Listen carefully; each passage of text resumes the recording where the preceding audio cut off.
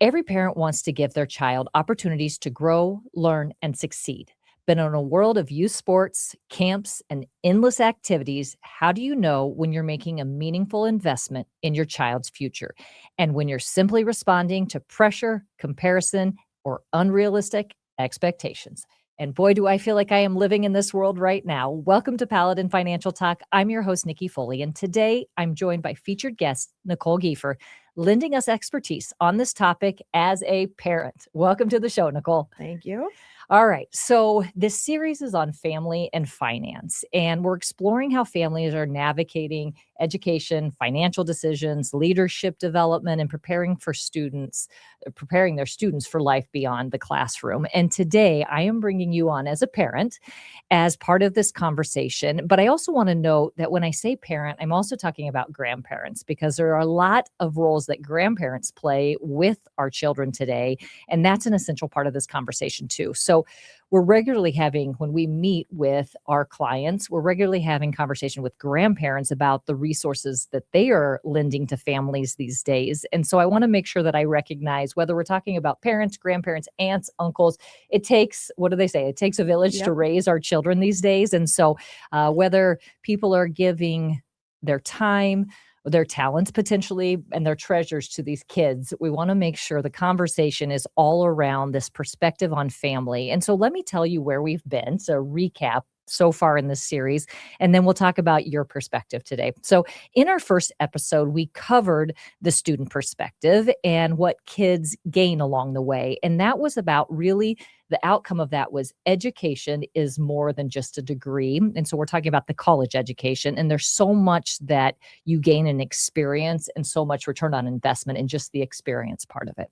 In the second episode, we looked at the topic from an educator's perspective and what skills go into growing our children along the way and how those might also lend to financial skills, and that capable kids need opportunities to develop both of those financial skills and real life skills. And so today, I want your perspective on how we make wise decisions around time, money, and opportunity. So are you ready to do this with us today? If I have the right advice, but yes, absolutely. Oh, your background actually sets you up naturally for success in this conversation. You were a student athlete, and so you spent your early days, meaning high school years, just knowing the world from an athlete's perspective.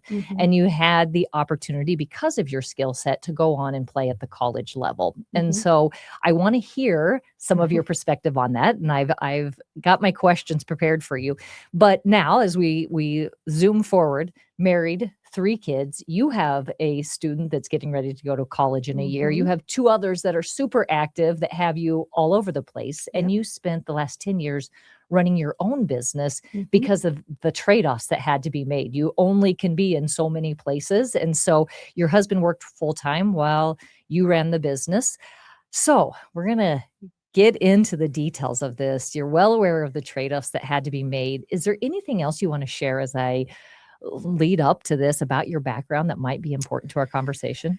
I think there's never a right or wrong answer, whether starting my own business or staying in the office was the right answer. I feel like it benefited us in a lot of ways. There were some trade-offs financially, time, relationships, all sorts of things. So I don't think there's a right or wrong answer for people. So take my perspective as my opinion, but maybe not what's going to be the best, or, there are 2 sides to every story. That's a fantastic way to structure this. So thank you for lending that. So let's talk about your athletic your background. So you were a college basketball player, which I think really offers a unique experience or perspective on what it takes to get to the next level, because I feel like as parents, we're faced with that consistently, and you had your school paid for. So let's just rewind. What do you think some of the benefits are of going to college and playing a sport? And when I say sport, we're talking about sports because that's the perspective you have, but that could be any activity for a student athlete or for, a student. So let's talk about what the wins are, the benefits of something like that. Well, I mean, there's the obvious one financially, if you're blessed enough to get that full ride, a partial ride, any money paid for college while playing your sport is a benefit, correct? I didn't really necessarily understand that when I was 16, 17 years old. For me, I just wanted to continue playing my sport. So as a teenager, when you're looking at your kids, they just don't totally grasp what the cost of college is and what that means. I hope that they're choosing to want to go or you want them to go because they're super into their sport or whatever it is, whether it's theater. But I think it has to be something that they wanted to do. And that is something I wanted to do. I was not ready to be done with sports when high school was over. So the benefit for me, the biggest one was that I got to play as a 16-year-old. I'm sure looking from my parents' perspective, again, mom of 3 teenagers, financially, it was a huge win for them too, Yeah. right? They got to watch their daughter do something they loved, and she got to have an education for free. So it's not easy. Um, but I got to play my sport. It was a financial help. And then another one was the day I walked onto campus, I had a group of friends. Mhm. And I think that's huge. I don't know if that'll be the path for all my kids. And so that's one of my concerns now. But when I walked on there, I had kids helping me move in. I had friends to eat with. I had coaches helping me with my academics. It felt easy for me and something I loved. Now, if you're not going to be an athlete and that's okay, or you're not going to be in a group, I definitely would say find a group, Mhm. whether it's again, theater or managing a team, whatever, but it helps the college perspective of you have a group of friends there for you the day you walk on campus. Yeah, absolutely. And I think that goes back to whether you are walking onto campus or you're looking into your retirement years, social ties are a key piece of overall health. And Mhm. so knowing that that comes back to even more of a scientific perspective on things. What about drawbacks? Anything from that perspective? There's a lot of money going It into youth activities these days. Yeah, I think, growing up again, I didn't see it, but all the time and money and weekends and vacations that were planned around my sports, could be a drawback for some people. Again, I loved it, and I was a teenager and thought it was great. Another drawback is if your dream school is this big, huge school down south, but they don't want you for their sport, you're limited on now where you can choose to go to school based on your talents or who has a scholarship available for you. So it's a drawback if you have a dream school and it doesn't work out both academically and athletically. But there's also, the benefits as Yeah, well. absolutely. So what I've heard you say is there's absolutely a financial benefit, but one of the things that you know, I think that comes along with this, and it happened naturally for you, is you wanted to continue your sport and were really committed to that. And if you're not, that's probably a conversation to be had because once you get there, even though you had an amazing experience and you had that built in community, if you don't have that alignment with this is for sure who I want to be in my Mhm, next phase of life, that might not turn out to be a positive. So that's, I think, something to keep in mind is having really good clarity of why you're continuing your mhm. athletic career or this activity that you have known in your high school and maybe earlier years. So, good perspective on that. So, how about getting those benefits into other opportunities here. So, benefits of going to college, playing sports, drawbacks. We've talked about that. And do you think that if it's maybe not an organized sport, how can you get those benefits? How can you draw those benefits from other places? I mean, again, it'll go back, my oldest is a junior, and we're starting to look at schools, and my biggest fear for her is to go into a school and not have a group, whether, she's probably not gonna play a sport in college, so how can she get involved, or how can we help her get involved a different way? Yeah. So, yes, my avenue was being on a team, an athletic team, but join a job or find a job that you're passionate about so then the people around you have the same interests, or a church group, or whatever your passion is, join that somehow so that you can find that group. You have somebody to go to lunch with and you have somebody to study with, or maybe it's in your major and you find a group of people that way. But my biggest thing for all of my kids, and I think just for anyone, is find your group of people who enjoy the same things as you do. Yeah, absolutely. Looking inward and investing in yourself and playing onto that. So tell me about choices kids today have with sports or activities. What would you say? Worth it? Not worth it? Like, give us some perspective of what's happening today. You know, the world of sports is pretty crazy right now. I Mhm. think everyone can kind of see that whether you're in sports or not, because people who are not in sports look at all of us like we're crazy. So, um, do I think it's worth it? Absolutely.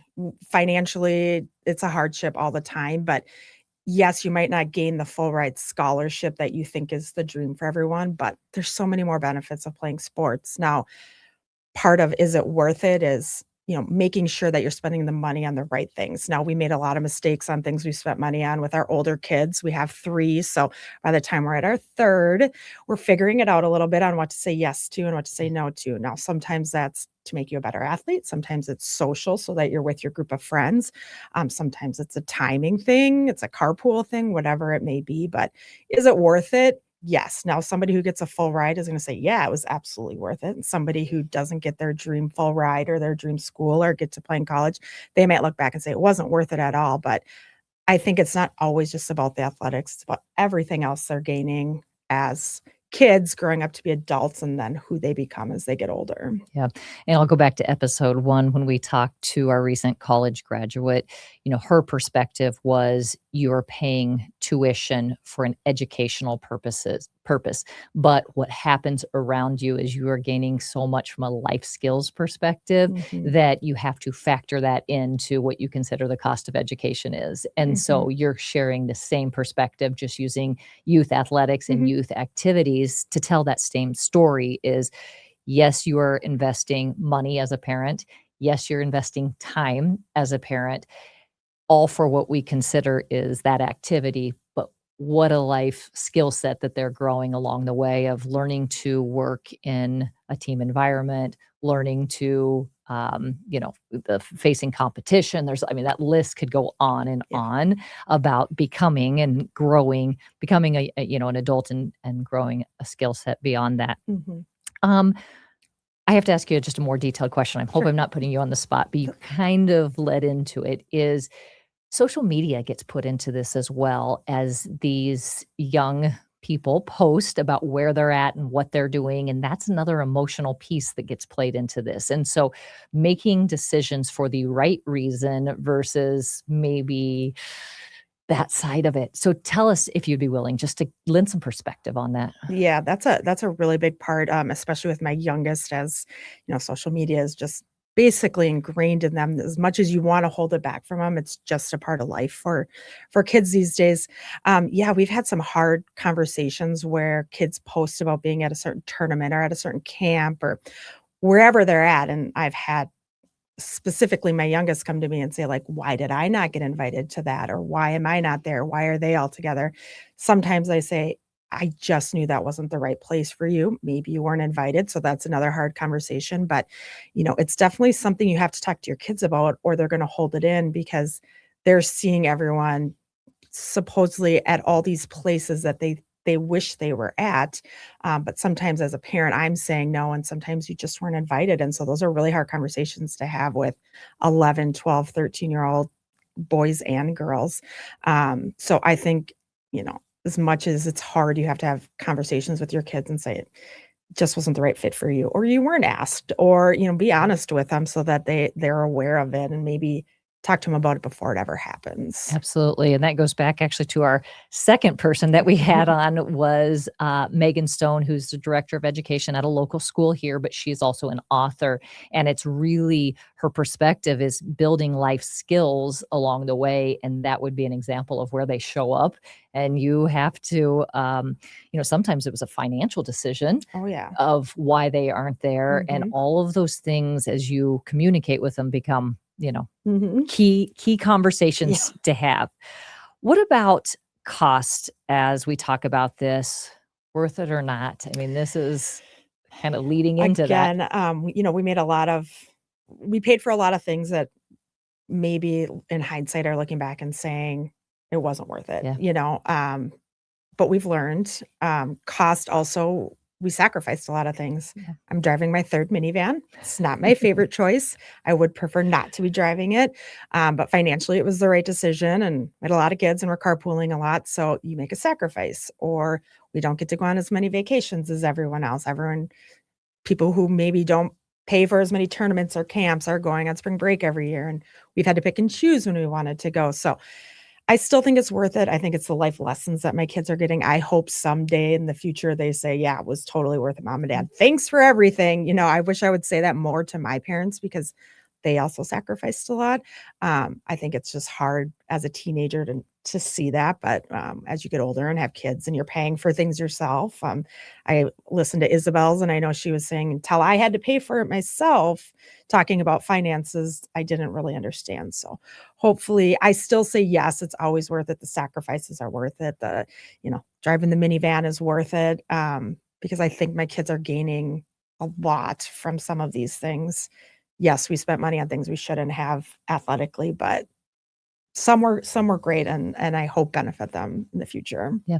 I had a conversation recently with another parent that we both have girls that are first graders. So we still got some room to go here. But she was also a D1 athlete and she played her first year at Loyola in Chicago and she played soccer and track. And tremendous athlete. She didn't begin playing those sports until college or not college, excuse me, high school. So she had spent her early career being a gymnast, got burnt out, and switched over. And so some of the things that I think about where we're talking about graders doing something 4 nights a week, or, there's all kinds of examples Mhm, that you can give. And I look back on her story and how it is kind of an aha moment that if somebody has, when I say somebody, a youth has the desire to play a D1 sport or really go on and be successful, there is a way that, that is going to happen, even if mhm, you haven't done the 4 nights a week for the entire first third grade through eighth grade, whatever that looks like. And I think you have shared a similar story along mhm. the way that you don't necessarily have to sacrifice all the things and you're still could be successful. Anything else to lend to that? I definitely think there's that, especially as my kids are now creeping up into the high school ages. There's a lot with youth where you're thinking they have to be the best youth player out there. They have to be just at the top of their game from the time they're in first grade. They can't, it's that FOMO, fear of missing Mhm. out. Like if they don't do this, they're not going to be the best. They didn't get included. But I'm watching my son, like he had some trials and tribulations in his youth career, but now he's doing great in high school and making teams and places maybe nobody else saw him, but maybe he saw and he had to go through those hard times Mhm. to get to that. And, we have a really good friend who got cut from his high school hockey team his junior year. I think I was on JV, so he wasn't cut, but got a chance to play varsity. There happened to be a scout there. He ended up playing D1 college. He played in the Olympics and won a gold medal. And he played in the NHL and got a Stanley Cup, but he was cut his junior year of high school. So it goes back to, and I always want him to come back into town and talk to these young kids. Like Yeah. you can get cut from teams. You don't have to go 4 days a week as a third grader. It's hard as a parent sometimes when you're seeing these other kids' successes young and you're thinking, I have to get my kids in all of those. But every once in a while, I'll take a step back and like get that perspective too. Yeah, I think that is, I think that's kind of the message today is perspective is everything and deciding that it's maybe not about just the activity that we're talking about or the sport that we're talking about. There's clearly a lot other benefits that go along with it. Yeah. So what do you want for your kids? What skills are you trying to help them Mhm. gain? Is the sport the right way or is the activity the right way or will they find it somewhere else? And then back to kind of the perspective of they sometimes may have to go through hardships or have the experience themselves before they can really participate in the conversation Mhm. and participate in the emotions, the feelings that go along with this is kind of the full circle on Yeah. that. Well, let me give you a little bit of perspective leading kind of back to the financial conversation here. There's research from the American College of Financial Services that suggests that more than half of those age 50 plus provide some form of financial support to family members, and that millions of children in the US live in grandparents' homes. So let's talk about this kind of from a financial perspective. And I think it's figuring out how you want to help your family financially is an issue that should be part of a much greater financial planning conversation. And one of my favorite quotes, and I use it regularly, and it's from Stephen Covey, is begin with the end in mind. And so oftentimes people that are going through their early part of their life, they are not sitting down with a financial planner and having a conversation to put a financial plan together. Where in fact, if you are setting some of those goals out earlier in life and then working backwards to see what might fit into the bigger picture numbers, that you can have better clarity. And so what ended up happening most of the time is you start life and with kids and you're like, well, can I afford to do this soccer, or can I afford to do dance, or can I do this activity? And then more gets added on. And then you go through all of the things that we've talked to, and all of a sudden you're sitting there where it has created a financial situation before you even realize it. And then you're having the trade-offs of, do I work? Do I not work? Do I buy a new car? Do I not buy a new car? And life happens with you, where in fact, if you were to take a moment and get into planning mode and actually get some perspective on what it might take to retire, then those decisions, at least, even if you don't follow them, you have the perspective. And so having a financial plan and going through that process earlier really can help you make decisions along the way. Mhm. The other piece of that is making sure that you include both parties. So that if you are in a spousal relationship, making those decisions together of how much do you want to give, what to give, when to give it, who should get it. Like, you oftentimes come from two different perspectives and Mhm. how families looked at things. And so getting on the same page early on can help with that perspective, and having that financial planning experience can also sometimes have a third party involved, a financial planner, to lend some perspective, where it doesn't become a he said, she said against one another. Because families oftentimes have a lot of opinions in Yes. things, and how you grew up lends to a lot of this. And so the thought of, doing some of this and answering some of those questions, done in the context of balancing family needs with the financial security of later life, is a really big activity, but an important one that most people, I don't think, do it in that order. And so you kind of fast forward, and building that sustainable retirement plan actually should start happening now versus when you think it should be done, 5 years or so before you start into retirement. So, um, and this is a part that, often people, because it's so far away, they can't psychologically get there. But spending more now could mean that you're financially dependent on your kids later, and that's like the last thing that most people want. But if you do not have that perspective of giving too much now, could lead to that. And so again, so hard for people to get there because of the distance of what retirement looks like for people. But Absolutely. one of the decisions that can be made once you kind of get that perspective, and you said this, and kind of bringing it back home, is communicating to your kids or communicating to your grandkids, or having conversations about what you're going to do and what you're not going to do. And our first guest talked about that, where she didn't know she was going to have some responsibility until it was like on her.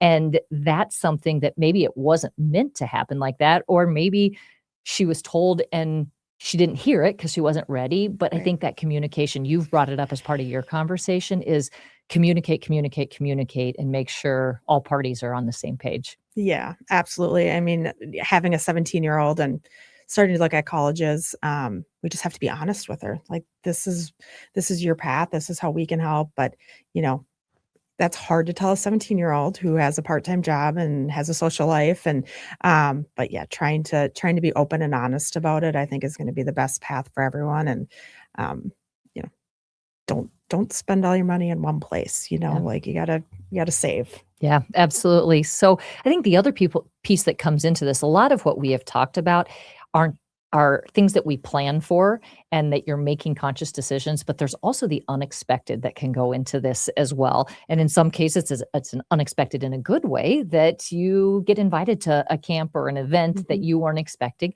Sometimes unexpected is a bad thing, that you get hurt and you cannot play and continue your college career in some capacity. But those circumstances are never easy, but it doesn't mean that you have a financial obligation to support in one of those situations as a parent or a grandparent. There's a lot that you can lend from an emotional perspective, help with chores, offering outside resources. And so I can think of 3 or 4 conversations with my clients right now that come back to them supporting their adult children or grandchildren in some capacity. And that's just like in the last 2 weeks. And so this is a real conversation that families are having. And so I think, again, some of the context of all of this is begin with the end in mind and being able to work backwards and kind of coming back to what are we ultimately trying to accomplish for this child or grandchild, and what skill set are we trying to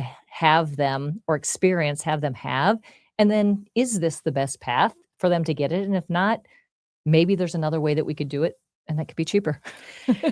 Yeah, I think, I have a little bit of perspective as when I had kids, it was like, "Oh, we have to get them in sports right away," because that's what I loved learning as a parent. My parents love sports, so they wanted me in sports. So it is a little bit of a trickle effect, but, maybe you marry somebody who isn't totally into sports and that's not what their family is, and so they're saying to you, doesn't have to be that path. So it's a good conversation to have, difficult, but good conversation to have right away. Yep, absolutely. Anything else that you would like to leave with the parents or grandparents, a piece of advice or any other thing that might be beneficial? I think any help is phenomenal help. I think family is just family.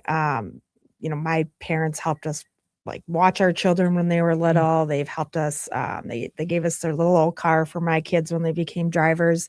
So yeah, maybe you can't pay for their college, or maybe you can't buy somebody a house or bring them on vacation. But I think anything that that seems insignificant maybe really isn't to that family who's really struggling. Hey, a car with 4 wheels for a kid is a phenomenal gift for us. So I think it doesn't have to be financial as in here's a big check. It can be in other ways too. Yeah, absolutely. And um, just like you said, as you brought that to a close, is it doesn't have to come to the financial. Getting back to kind of the more holistic perspective of this, of what are we aiming for, and being able to I don't want to say vision, but it is like what is ultimate do we believe in, and then bringing everything back to that.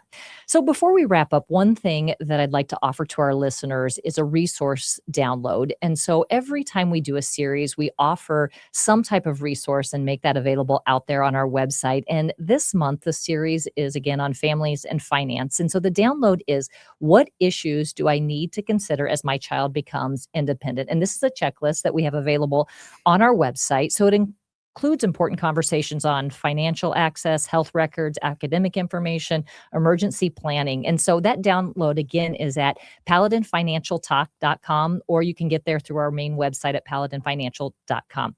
So Nicole, you've been an absolute pleasure. I love your perspective. The one thing that you might not know about Nicole is she's super funny. She is not, she kind of reined it in for this conversation, but having your perspective has been fantastic just to look at it from where you have been, but also the role of a parent and some of the trade-offs that you make along the way, and then bringing it back to ultimately what's the bigger picture and what are we trying to accomplish. And as for our listeners, if the conversation resonated with you and you'd like to have a second opinion on your current financial situation, or think about getting that financial plan in place now, and so you can work backwards, the team at Paladin Financial offers a complimentary 15-minute consultation, and you can book that by going to paladinfinancial.com to learn more about having that conversation. You click on the booking tool in the top right-hand corner, and then pick an advisor and book the 15-minute consultation. Also follow us on YouTube, Facebook, Instagram, LinkedIn for any of these resources that we've talked about and additional conversations. I know Jeff Foley right now, as our owner, is putting a lot out on social media. He just recently had a conversation about this, is don't sacrifice your own retirement for things for your kids. And so we're trying to make sure that we give you plenty of perspective as it relates to the real world. So if you'd like that free checklist, go ahead and go out to our website at paladinfinancialtalk.com. And thanks again for listening. We'll see you next time on Paladin Financial Talk.